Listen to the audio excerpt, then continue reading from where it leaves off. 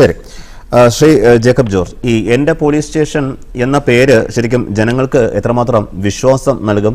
അതോ ഒരു സർക്കാരിൻ്റെ ഒരു ബ്രാൻഡിങ് എന്ന നിലയിൽ മാത്രം ഇത് ഒതുങ്ങി പോകുമോ? അല്ല, അതിന് തുടക്കമായിട്ട് എനിക്ക് പറയാൻ ഉള്ളത്, കേരള സമൂഹം മറ്റ് സംസ്ഥാനങ്ങളിലെ ജനങ്ങളെ അപേക്ഷിച്ചിട്ട് വിദ്യാഭ്യാസപരമായിട്ടും ജീവിത നിലവാരം സംബന്ധിച്ചും ഒക്കെ വളരെ മുമ്പിലാണ്. അതിന് പറ്റിയ ഒരു പോലീസ് സേനയാണ് ഇവിടെ വേണ്ടത്. ആ ലെവലിലേക്ക് പോലീസ് എത്തിയിട്ടുണ്ടെന്ന് തന്നെയാണ് എൻ്റെ ധാരണ. ഒറ്റപ്പെട്ട ചില സംഭവങ്ങൾ, ലോക്കപ്പ് മർദ്ദനം എന്നൊക്കെ പറഞ്ഞ് നമ്മുടെ പത്രങ്ങളിലൊക്കെ വായിക്കാറുണ്ട്. പോലീസിൻ്റെ അതിക്രമം എന്നൊക്കെ പറഞ്ഞിട്ട് സാധാരണ വാർത്തകളാണ് പത്രം എടുത്ത് നോക്കിയാൽ. പക്ഷേ എൻ്റെ കാഴ്ചപ്പാടിൽ നമ്മളൊക്കെ മാധ്യമങ്ങളൊക്കെ വായിച്ചു നോക്കുമ്പോൾ ഇന്ത്യയിലെ എല്ലാ പോലീസ് സേനകളെക്കാൾ മികവുള്ള പോലീസ് സേന കേരളത്തിലേതാണ്. കുറ്റാന്വേഷണത്തിൻ്റെ കാര്യത്തിൽ ഏത് കേസിൽപ്പെട്ട ആളാണെങ്കിലും പോലീസ് ഓടിച്ചിട്ട് പിടിക്കും. നമ്മുടെ കേരള പോലീസ് അതിൽ മിടുക്കരാണ്. രാത്രിയും പകലും അധ്വാനിച്ച് എവിടെ പോയി ഒളിച്ചാലും, ഇന്ത്യയിലോ പുറം ലോകത്തോ പോയി ഒളിച്ചാലും അവർ കണ്ടുപിടിക്കും. അതിലൊരു നൈപുണ്യം നമ്മുടെ കേരള പോലീസിനുണ്ട്. ഈ വൈകല്യങ്ങളൊക്കെ ഒരു വശത്തൂടെ നടക്കുന്നുണ്ട് എങ്കിൽ പോലും ജനങ്ങൾക്ക് പോലീസ് വേണം. അത്യാവശ്യത്തിന് ഒരു പരാതിപ്പെടണമെങ്കിൽ, ഒരു ഭീഷണി നേരിടുന്നുണ്ടെങ്കിൽ, എന്തെങ്കിലും തരത്തിൽ ഒരു അസ്വസ്ഥത വരികയാണെങ്കിൽ അയാൾക്ക് ആദ്യം ചിന്തിക്കുന്നത് പോലീസിനെയാണ്. നമ്മുടെ ഒരു പ്രധാന പ്രശ്നം അതുതന്നെയാണ് ഇന്നത്തെ പ്രസംഗങ്ങളിൽ കാണിച്ചത്. പോലീസ് സ്റ്റേഷനിൽ വെച്ചാൽ അങ്ങോട്ടൊരു അറപ്പാണ് ചെല്ലാൻ.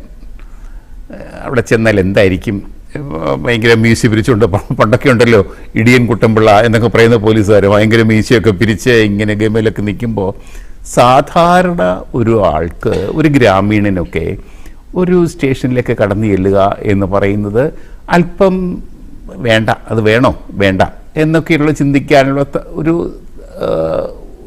ഒരു സാധാരണ ടെൻഡൻസി വരാറുണ്ട്. അത് തന്നെയാണ് മാറേണ്ടത്. ഇപ്പോഴും പോലീസ് എന്നത്, പോലീസ് സ്റ്റേഷൻ എന്ന് പറയുന്നത് നമുക്ക് അപ്രാപ്യമായ, സാധാരണക്കാർക്ക് കടന്നു ചെല്ലാൻ പറ്റാത്ത ഒരു ഇടം ആണ് എന്നൊരു ചിന്ത സാധാരണക്കാരിൽ ഉണ്ട്. പക്ഷേ ഈ പോലീസ് സ്റ്റേഷനിലേക്ക് ഫോൺ ചെയ്ത് കഴിഞ്ഞാൽ ആ ഒരു അഭിപ്രായമൊക്കെ മാറും. കാര്യം വളരെ മാന്യമായിട്ട് തന്നെയാണ് ആര് ഫോൺ ചെയ്താൽ അവർ സംസാരിക്കുന്നത്. ഫോൺ ചെയ്താൽ അങ്ങനെയൊക്കെയാണ്. നോക്കിയിട്ടുണ്ടോ? പിന്നെ പലപ്പോഴും പല ആവശ്യങ്ങൾ പറയാൻ നമ്മുടെ ഐഡന്റിറ്റി പറയാതെ തന്നെ വിളിക്കുമ്പോൾ പോലും വളരെ മാന്യമായിട്ട് തന്നെയാണ് സംസാരിക്കുന്നത്. അതെനിക്കൊന്ന് അതിനു വേണ്ടി ട്രെയിനിങ് കൊടുത്ത ആൾക്കാരായിരിക്കും ഇരിക്കുക. എന്തോ അങ്ങനെ ആവട്ടെ, അങ്ങനെ ആവണം, അങ്ങനെ ആയിരിക്കും സ്വാഭാവികമായിട്ടും.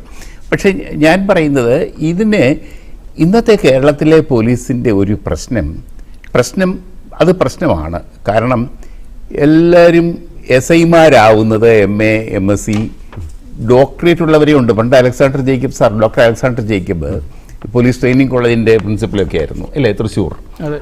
അദ്ദേഹം പറഞ്ഞിട്ടുണ്ട്, ഞാൻ പത്രത്തിലായിരുന്നപ്പം പോലീസിനെ കുറിച്ച് എഴുതുക ഒരു സ്വാഭാവികമാണ്, എനിക്ക് വലിയ ഇഷ്ടമായിരുന്നു പോലീസ്. അപ്പോഴേ അദ്ദേഹം പറഞ്ഞിട്ടുണ്ട് പലതവണ. പിന്നെ ഡോക്ടർ PJ അലക്സാണ്ടർ പറഞ്ഞിട്ടുണ്ട്. അദ്ദേഹവും പോലീസിനെ കുറിച്ച് തിയററ്റിക്കലായിട്ട് ധാരാളം പഠിക്കുന്ന ആളായിരുന്നു. ഡോക്ടർ അലക്സാണ്ടർ ജേക്കബ് പറഞ്ഞിട്ടുണ്ട്, ഡോക്ടറേറ്റ് റിസർച്ച് ചെയ്ത് ഡോക്ടറേറ്റ് എടുത്തവർ വരെ SIമാരായിട്ട് വരും. കേരളത്തിലെ ബിടെക് എഞ്ചിനീയർമാർ വരും. അതാണ്. പക്ഷെ അത് ക്വാളിറ്റേറ്റീവായിട്ട് ഈ ഉന്നത വിദ്യാഭ്യാസമുള്ളവർ പോലീസിലേക്ക് വരും. അവർക്ക് പറ്റിയ പണിയല്ലത്, അവർക്ക് ചേരുന്ന ജോലിയല്ല പോലീസ് ജോലി. ഇത്ര കഠിനമാണ്.